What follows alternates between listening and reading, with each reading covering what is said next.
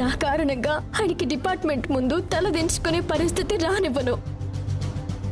నాకేం జరిగినా పర్వాలేదు, కానీ ఆయన మాత్రం బాగుండాలి.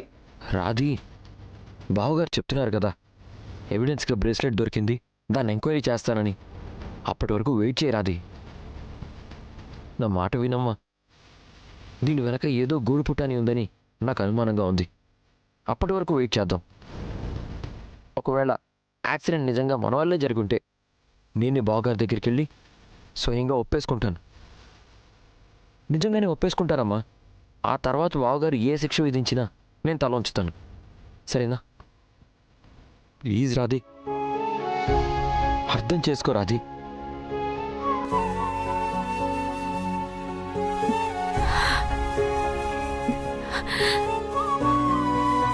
సరే అన్నయ్య, నీ మాట కోసం ఆగుతున్నాను.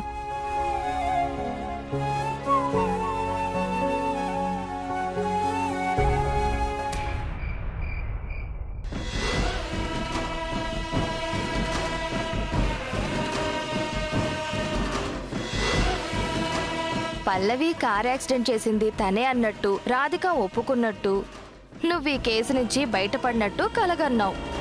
నువ్వు కల్లో నుంచి బయటకొచ్చేలోపే రాధిక నీకు దెమ్మ తిరిగి బొమ్మ కనబడే షాక్ ఇచ్చింది.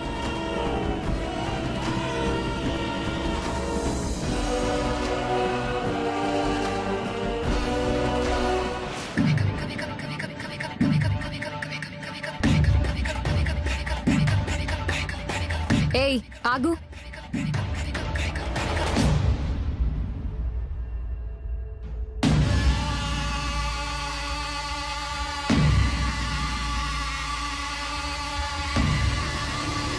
ఏంటి నాటకాలు ఆడుతున్నావా? నా దగ్గరే చావు తెలివితేటలు చూపిస్తున్నావా? అవన్నీ మీ లక్షణాలు. మీకు వెన్నతో పెట్టిన విద్య కదా. Shut up. ఎక్స్ట్రా వాగకు. హలో, అసలేంటి నీ గోలా? నా గోల కాదు, నాతో నీ ఆటలేంటో చెప్పు. పల్లవి ప్రాణాలు పోవటానికి నువ్వే కారణమని కార్తిక్ ముందు ఒప్పుకోవడానికి వెళ్ళావు కదా. ఈ పెయింటింగ్ ని కార్తిక్ కి చూపిస్తాను. పల్లవి హంతకురాలివి నువ్వే అని పట్టిస్తాను. నువ్వు చెప్పడం కాదు, నేనే ఆయనకి చెప్తాను. మరి చెప్పకుండా ఒప్పుకోకుండా ఎందుకు వచ్చావు? నేను తప్పు చేయనప్పుడు, నాకు సంబంధం లేనప్పుడు నేను నేరం చేసినట్టు ఎందుకు ఒప్పుకోవాలి? ఏంటి తప్పించుకోవడానికి ట్రై చేస్తున్నావా? యాక్సిడెంట్ జరిగిన ప్లేస్ లో నువ్వు గీసిన పెయింటింగ్స్ దొరికాయి అంటే పల్లవి చనిపోవడానికి నువ్వే కారణం. మరి నీకే పాపం తెలీదని, నువ్వెలాంటి నేరం చేయలేదని అమాయకంగా నటిస్తున్నావేంటి?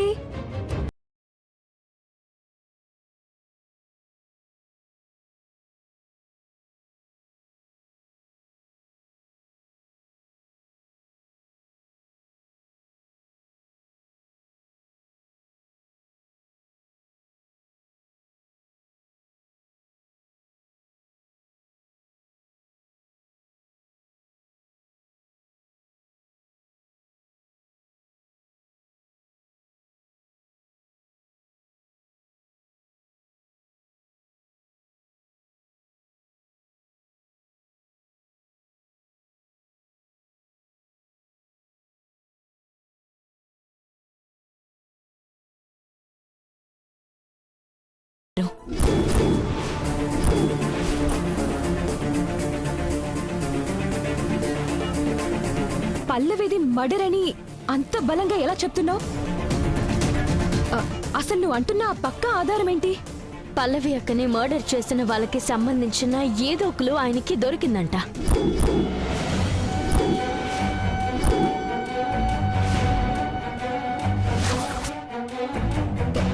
ఏంటి? క్లూ దొరికిందా? నిన్నే అడుగుతుంది, క్లూ దొరికిందా? ఏంటి ఏంటా క్లూ? చెప్పు. క్లూ దొరికిందా నిజంగా? క్లూ ఏంటి అని అడుగుతుంటే నా ముఖం చూస్తావేంటి? కార్తీక్ దొరికిన ఆ క్లూ ఏంటి? నువ్వెందుకు అంత షాక్ అవుతున్నావు? క్లూ ఏంటి అని నువ్వెందుకు అంత టెన్షన్ పడుతున్నావు? లేదు, నేనెందుకు టెన్షన్ పడతాను? నా తమ్ముడికి ప్రాణానికి ప్రాణమైన పల్లవిని చంపింది ఎవరో తెలుసుకుందామని ఒక చిన్న ఆరాటం అంతే. అయినా పల్లవి చనిపోవడానికి కారణమైంది నువ్వు. నువ్వు కంగారు పడాలి కానీ నేనెందుకు కంగారు పడతాను? అయినా ఇన్నాళ్ళు కార్తిక్ ని మోసం చేశావని, పల్లవి చావుకి కారణం నువ్వేనని చెప్పడానికి ఈ పెయింటింగే సాక్ష్యం. ఇది చాలు నిన్ను పట్టించడానికి.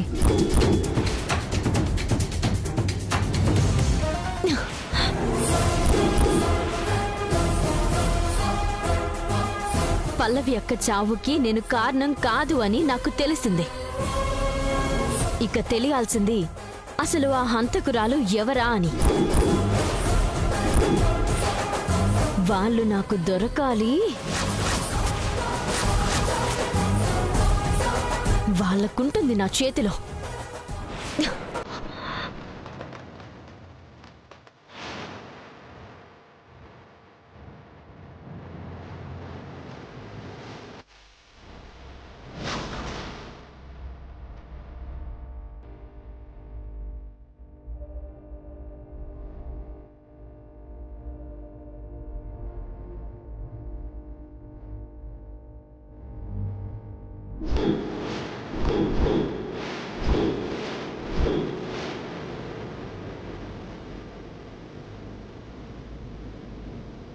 అమ్మాయి సకల, నువ్వు దాన్ని ఇరికిద్దామని చూస్తుంటే నువ్విరుక్కుపోయేలా ఉన్నావు. నాకు అదే టెన్షన్గా ఉందత్తా. టెన్షన్ ఎందుకు దండగా? రేపు గణేష్ పండుగ ఉంది కదా, ఆ పండగ హడావిళ్ళో రాధికని లేపే. కార్తీక్ రాధిక పోయిన టెన్షన్లో ఉంటాడు. పల్లవి యాక్సిడెంట్ అయిన కేసుని మర్చిపోతాడు. నువ్వు బతికిపోతావు. కానీ ఇందులో ఒకటే చిక్కు, ఆ కార్తీక్ ఉండగా రాధికని ఏమీ చెయ్యలేం. కార్తిక్ ని ఎలా తప్పించాలో, రాధికని ఎలా లేపేయాలో ఈ సకలకి బాగా తెలుసు.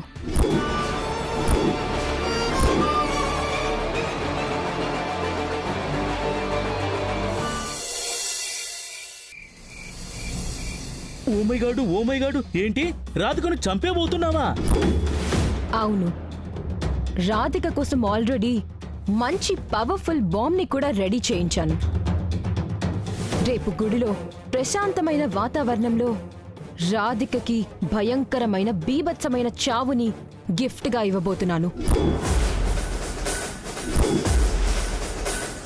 ఇదిగో అమ్మాయి సాకలా, నువ్వు చాలా తెలివైన తలపండిపోయిన క్రిమినల్వి అని అనుకుంటున్నావు, కానీ నీకు కోడి బుర్రంత బుర్ర కూడా లేదని దీన్ని బట్టి అర్థమవుతుంది. మావయ్య, ఆ, అవునమ్మా, నీకు కోపం వచ్చినా సరే ఇది నిజం. ఎందుకంటే రేపు గుడికి మన అందరితో పాటు కార్తిక్ కూడా వస్తాడు. మామూలుగా పోలీసులకి ఒళ్ళంతా కళ్ళు అని అంటారు, కానీ కార్తిక్కి ఒళ్ళంతా స్కానింగ్లు, సెన్సార్లు. సీమ సిటు కన్నా పసిగట్టేస్తాడు. మరి కార్తీక పక్కనుండగా రాధికను చంపడం అంటే అంత ఈజీ అనుకుంటున్నావా? అవును సకల, మీ మావయ్య చెప్తుంది నిజమే. ఏదైనా తేడా వస్తే నీ పని అయిపోయినట్టే. అందుకే కార్తీక్ గురించి తెలుసు కూడా అనవసరంగా రిస్కులో పడకు. అత్త, కార్తిక్ నా తమ్ముడు. వాడి గురించి నాకు తెలీదా? వాడు పక్కనుండగా రాధికని చంపటం అసాధ్యమని నాకు తెలీదా? మరి తెలిసి కూడా గుడిలో రాధికను చంపడానికి ఎలా ప్లాన్ చేసావు? రేపు కార్తిక్ గుడికి రావట్లేదు, నేను రావట్లేదు. నువ్వు భలే ఉన్నావు సకల. నువ్వు రావద్దని చెప్తే కార్తీక్ గుడికి రాకుండా ఇంట్లోనే ఉంటాడా ఏంటి? నువ్వు నీ పిచ్చి నమ్మకం కాకపోతే. చెప్పడం కాదు, రేపు కార్తిక్ ని పాలకొల్లు పంపించేలా ప్లాన్ చేశాను. పాలకొల్లుకు పంపించేలా ప్లాన్ చేసావా? ఎలా? ఆ ప్లాన్ ని నువ్వే అమలు చేయాలి మావయ్య. నేను అమలు చేయాలా? అసలు ఏంటా ప్లాను?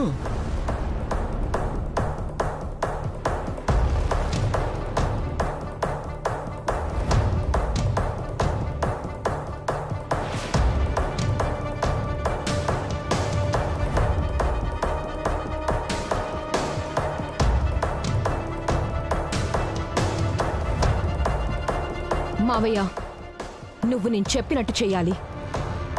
కార్తిక్ని పాలకొల్లు వెళ్ళేలా చేయాలి. అర్థమైందా? అర్థం కాకపోవడానికి నువ్వు చెప్పింది ఏమైనా అరవమా?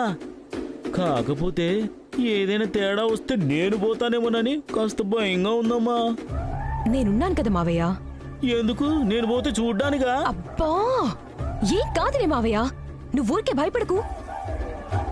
రేపు నేను చెప్పిన ప్లాన్ ప్రకారం చెయ్యి, అది చాలు. ఇంకా వెళ్ళండి.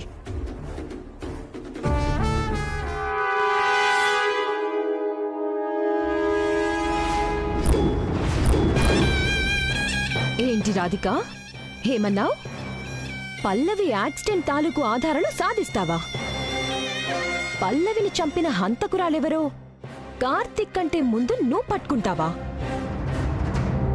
ఏయ్ రాధిక, నేను బ్రతికుండడం కోసం నా శత్రువుణ్ణి చంపేయటం నా సిద్ధాంతం. అందుకే పల్లవి దగ్గరికి నిన్ను కూడా పంపించేస్తున్నాను. ఎంజాయ్.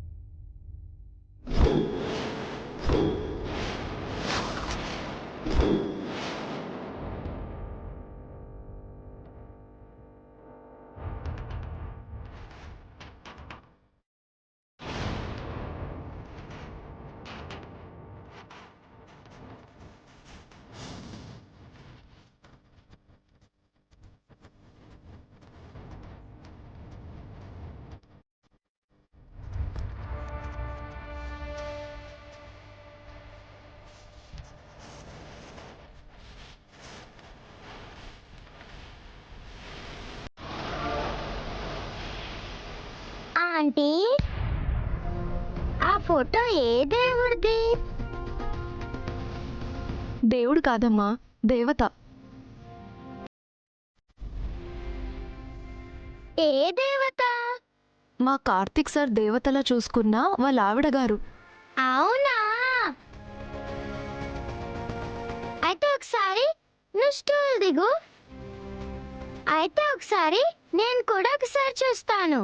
ఫోటో మొత్తం తుడిచిన తర్వాత చూద్దు గాని, సరేనా? కాదు, నేను చూసిన తర్వాత క్లీన్ చేసుకో. ఫస్ట్ నువ్వు దిగు.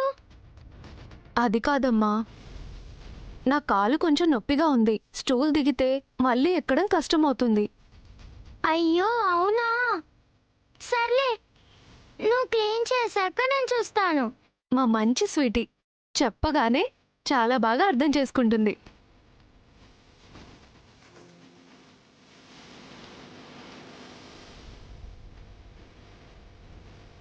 బ్యాడ్ పోలీస్ దేవత ఎలా ఉంటుందో.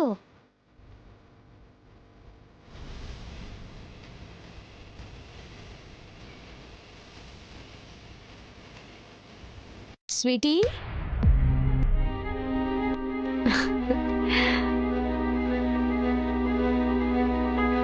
ఇక్కడేం చేస్తున్నావు? మనం గుడికి వెళ్ళాలి కదా. నిన్ను రెడీ చేస్తాను, పద.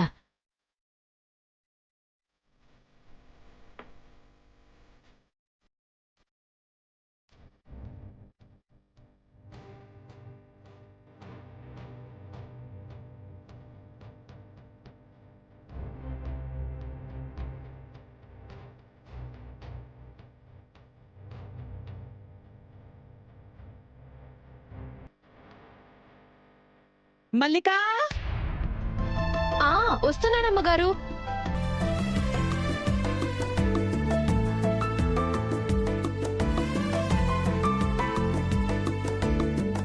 ఏంటమ్మా పిలిచారు? గుడికి వెళ్ళడానికి పూజా సామాన్లు మొత్తం కార్లో పెట్టమని చెప్పాను. పెట్టావా? కొన్ని పెట్టానమ్మా, ఇంకొన్ని పెట్టాలి. ఒకవైపు గుడికి బయలుదేరే టైం అవుతోంది. ఇంకా సర్దటమేంటి? త్వరగా కానివ్వు. అలాగే అమ్మగారు. ముంచుకొస్తోంది, ప్రమాదం తరుముకొస్తోంది.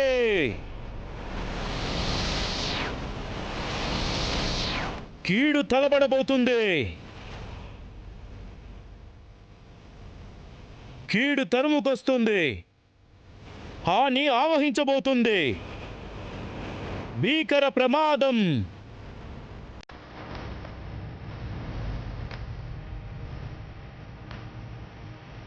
స్వామి, ఎవరు మీరు? మా అక్క నన్ను గుర్తుపట్టలేదు. అంటే ఈ గెటప్లో పాతాళ భైరవి సినిమాలో మాంత్రికుని తలదన్నేలా ఉన్నాం అన్నమాట. మేము మాతా అమృతేశ్వరి గారి శిష్యులం. మీరు మాతా అమృతేశ్వరి శిష్యులా? నమస్కారం స్వామి. నమస్కారం. రండి స్వామి, లోపలికి రండి. ఎప్పుడు ఏరా ఒరే అని పిలిచే మా అక్క ఈ గెటప్లో ఉండేసరికి ఎక్కడా లేని మర్యాద ఇస్తుంది. నేను ఎప్పుడు ఈ గెటప్లో ఉంటే పోద్దామో. రండి స్వామి.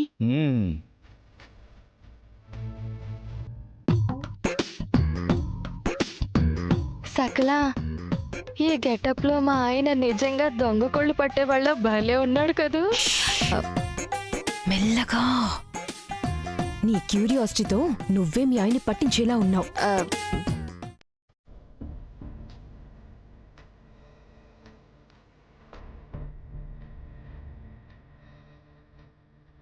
రండి స్వామి, కూర్చోండి.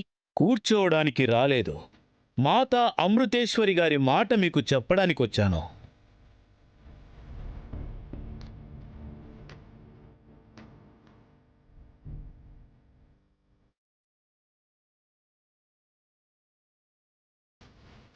ఇంకా చెప్పాలంటే చెప్పడానికి కాదు, మిమ్మల్ని హెచ్చరించమని మాతా అమృతేశ్వరి గారు చెప్పారు.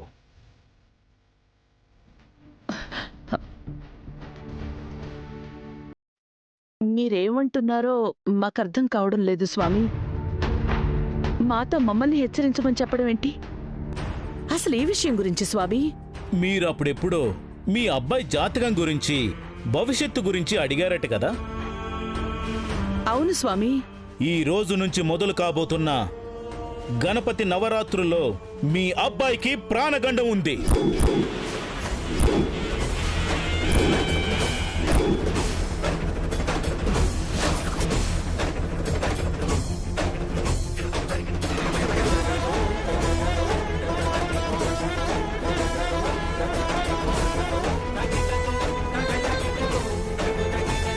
ఏంటి స్వామి మీరు చెప్పేది?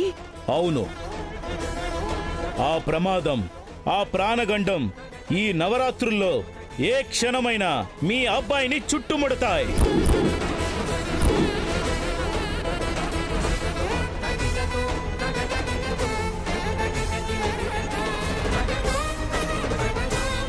అందుకే మీరు తక్షణమే పాలకొల్లు వెళ్ళి కోటేశ్వర స్వామి వారికి మీ అబ్బాయి పేరు మీదుగా అభిషేకం చేయించమని మాతా అమృతేశ్వరి గారు సెలవిచ్చారు.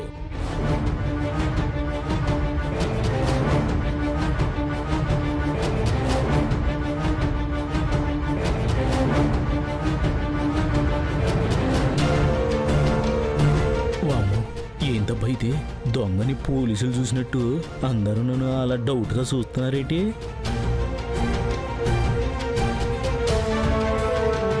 ఏంటి బాబు అలా చూస్తున్నారు?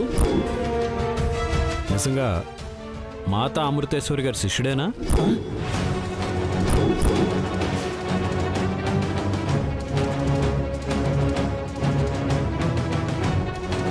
నీకు ఆ అనుమానం ఎందుకు వచ్చింది బాబు? అమృతేశ్వరి గారు మా ఇంటికి వచ్చినప్పుడు అందరూ ఆడ శిష్యులే ఉన్నారు.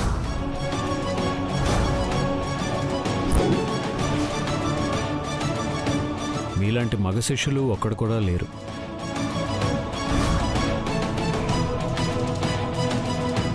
అంతేకాదండి, నేను గుడికి వెళ్ళినప్పుడు కూడా చూశాను. మాతగారికి అందరూ ఆడ శిష్యులే ఉన్నారు. ఓయమ్మో, ఈ ఇద్దరు చాలా తెలివిగా పసిగట్టేశారు. ఇప్పుడు ఏంటి నా పరిస్థితి?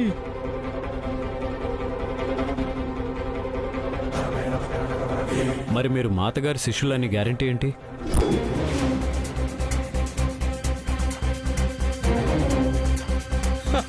అద్భుతం! మీ అనుమానం మహా అద్భుతం. ఎంతైనా పోలీస్ అనిపించుకున్నారు. చూడండి బాబు, నేను మాతగారికి ప్రియ శిష్యుణ్ణి. మాతగారికి సంబంధించిన సందేశాలను, ప్రవచనాలను ఊరూరు తిరిగి భక్తులకు అందిస్తుంటాను. అందుకే ఆ రోజు ఈ ఊరికి, మీ ఇంటికి రాలేకపోయాను. కానీ ఈ ముఖ్యమైన హెచ్చరికని ఈ రోజు మీకు అందజేయమని స్వయంగా మాతాజీ గారే నన్ను ఇక్కడికి పంపించారు.